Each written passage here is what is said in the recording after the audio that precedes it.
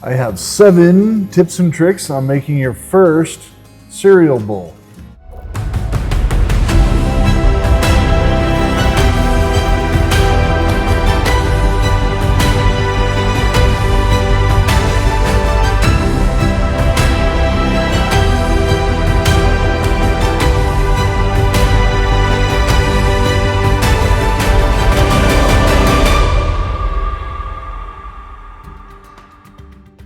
I feel like this is worth mentioning again, but let's talk about the water. Let's use some cool water.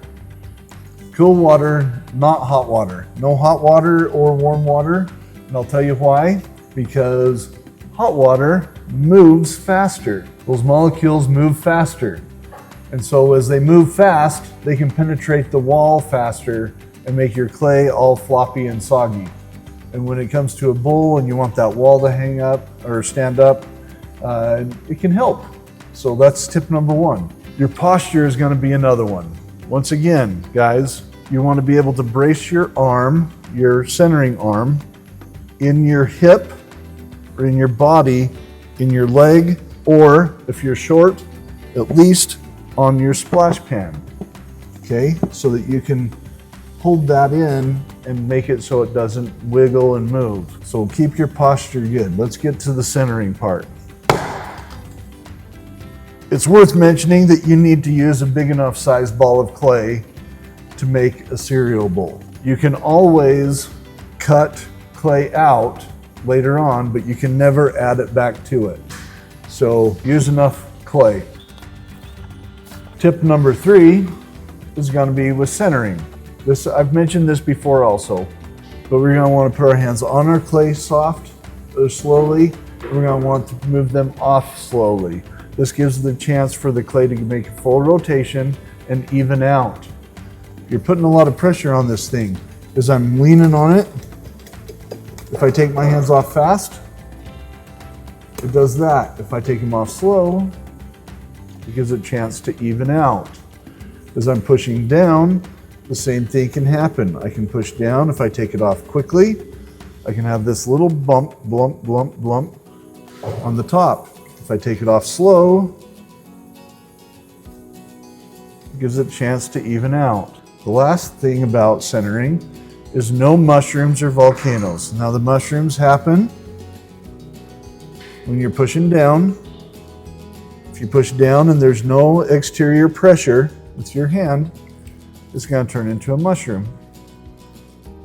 When that starts, get this hand up here, tilt it forward and down, and push that mushroom in like that.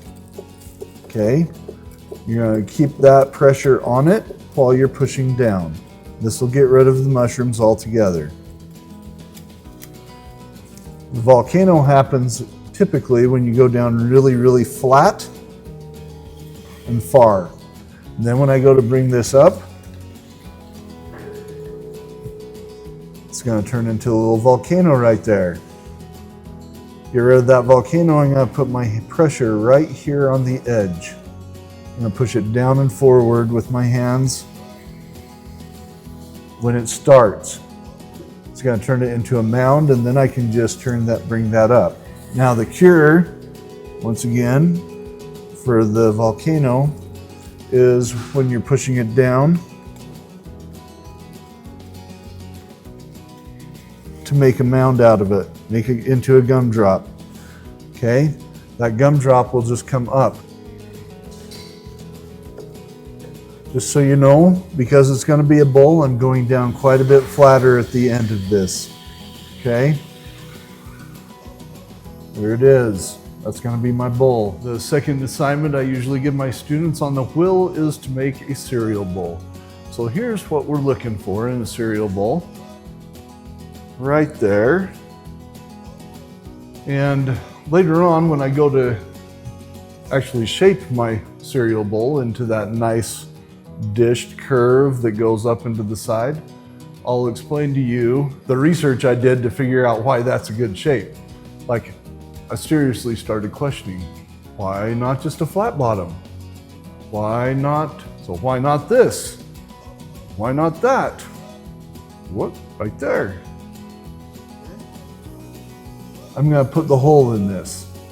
And when I put the hole in it, instead of pulling it out flat like I do a mug, I'm going to pull it out so that it creates a dish. That dish is going to slowly turn into the wall of my bowl and become the wall. And it's going to have a nice curve to it, just like the pictures I started out with. So I'm going to put that hole in, find the middle. If you have to, brace your hand on the pot, find the middle, push it down. I've seen people use their thumbs. You can use your thumbs, but always try to brace your hands on the pot somewhere while you're doing it, and keep your elbows down, always down. Keep that posture so you're bracing it on your body. I'm going to drag that out. As I drag that out, so first I drill, then I drag.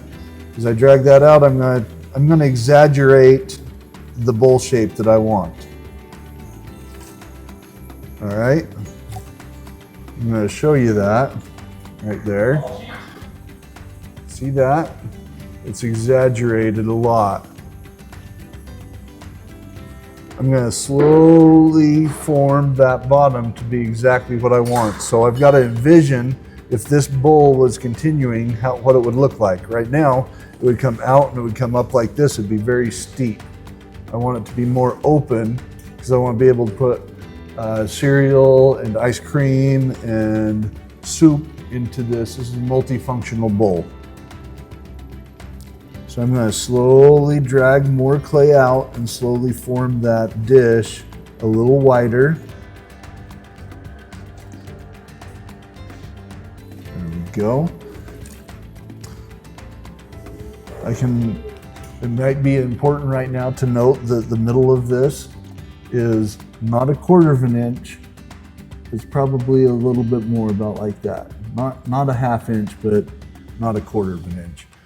I don't like to make a really deep foot in my bowls, in my cereal bowls. Some bowls I do. My soup bowls, I don't mind a great big foot, but this one's going to have a little teeny one. Now I'm going to pull the wall. To pull this wall,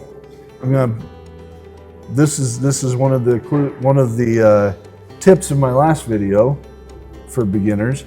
Was I'm going to be pressing in with my outside hand and lifting up. If I press out with my inside hand now, I'm going to damage the curve that I already have created on the bottom of this. So I don't want to damage that, so all the pressure is coming from the outside now. This inside hand is just going to be resisting the pressure. So I'm going to press in a little bit and lift it up. It's going to start to move in kind of a strange, this comes out dished and then it comes up pretty quick. So I wanted to give you an idea of what is going on inside of that bowl when I'm throwing the wall. This is basically what we have. We'll have the bat. This will be the thicker part. This will be the curve on the inside, the dish, and then I'll throw those walls almost straight up. Now eventually, I will grab that wall and I will shape it out. When I shape it out, it's going to kind of just go straight out like this. All right. Now you can see that the problem with that is that there's still kind of an edge right here. So then I'll go back in with my sponge and I'll curve that out right at the end. Just like that. Then I'll have a nice bowl with a big dish going all the way up into the wall. I'll be able to trim this off later when it's leather hard. Give myself a foot.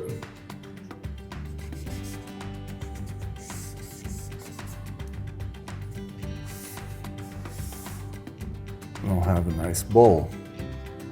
I'm going to pull it up and then I'm going to shape it out. What this does is it gives me the opportunity to have a nice sturdy wall before I shape it. If I try to pull it out right to the shape, oftentimes, especially at the beginning, when you're beginning at this, oftentimes what will happen is it'll start to get really soggy and flop on you. So you don't want it to flop. Compressing the lip right here with the sponge, I'm gonna hold it with my fingers, both sides, finger and thumb, and I'm gonna press that down just lightly on the lip edge. It'll round it out and it'll compress that clay. That's tip number 6, okay? The reason I'm doing that is it will make it a stronger structure for when I pull it out and shape it. Pull it again, several pulls. I'm pushing a lot at the bottom, dragging that up. There we go, compress the lip edge. Now, one thing that I have seen over and over again, this is a freebie. This is a tip that I saw over and over again today, and I didn't put it down in my notes, but it's something that I think is important to just take a note of, is that when you're pulling that wall, I'm gonna press in a little bit. I'm gonna drag that up. When I get to the top, instead of coming off the top like this, I see a lot of students go, "What?" And they put this little gouge in it, or they thin that right up to a very sharp point because they just keep pinching and pinching right up there, okay? If I bring it up like that and I just hold the top for a minute, let it get even, and then release, I'll have more success. So pull the wall nice and slow, get to the top, hold it, and then just release. Don't come off the top. Compress the top, round it out, and do another pull. Okay, already I can tell you that this is a monster-sized cereal bowl. And that's probably because I have a tendency to make my walls really thin. I felt like that was the case when I made my ball of clay. So this is tip number 7. Okay, I'm gonna shape this. Now I see a lot of videos online on the YouTube, like mine. I see a lot of videos on there where they use a rib to shape it, and they go in and they just push that down and shape it out. They can use that right there as their guide to kind of create a nice dish up into the wall. They could use that one maybe, or something like that would even be better for that kind of thing. When you're starting, I'm going to suggest that you forego shaping with the rib tools, because they can kind of drag on that wall a little bit, and then if you're not careful, you're going to rip your wall. So what I'm going to do is I'm going to use my hands instead. I'm going to show you the technique I do. I'm going to put my hands in there like this. I'm going to put them all the way down to the bottom. And instead of pulling out, I'm just going to lean out the top like this with my fingers all the way at the bottom. And what it's going to do is it's going to create that dish comes over here like that, and then it's going to create a wall that comes up. And then at the very end, I can go in and I can just even that out right up into the wall. Hope that makes sense. So I'm going to put my fingers in there with my fingers all the way at the bottom, kind of holding the top of it like this. Okay. And I'm going to just slowly drag that top out until it starts to look like the bowl that I wanted. Okay, right about there. Now I can go back in and just make sure that goes right evenly up into the wall. I can get up here, compress that lip edge one more time, make it nice and rounded. There we go, that's a nice sized bowl. Now, why would that nice dish in there be beneficial compared to those other two shapes? Why is that? I've asked Google, I've asked 3 different chat bots why this is a good shape. They gave me several answers, but the real answer is that we are solving a problem. Ceramics is a problem-solving class. Our problem is to make a bowl. We want to make this bowl sturdy. We want to make it strong and durable.